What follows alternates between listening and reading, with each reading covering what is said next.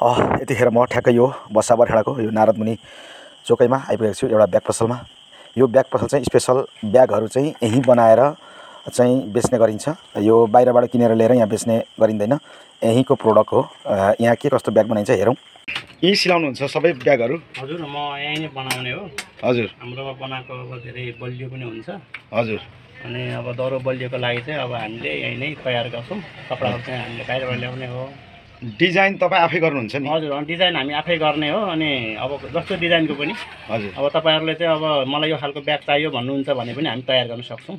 कतिको बजारको भन्दा कतिको दरिलो हुन्छ यहाँ? बजारको भन्दा हाम्रो हजुरको एकदम बलियो हुन्छ। बजारको ब्यागलाई तपाईँको अब बडीमा 6 महिना टिक्छ भनेदेखि हजुर हाम्रोमा कम्ती पनि 1.5 वर्ष 2 वर्ष टिकाउ हुन्छ। बच्चाहरूको लागि, स्कुलको लागि, अनि अफिसको लागि, अरू ट्रेकिङको लागि पनि बन्छ? हजुर, ट्रेकिङको लागि पनि हामी बनाउँछौँ, स्कुलको लागि प्लस तपाईँ हामीले बोक्ने मिनी रुक्सकहरूदेखि लिएर हेभी पनि रुक्सकहरू पनि बन्छ।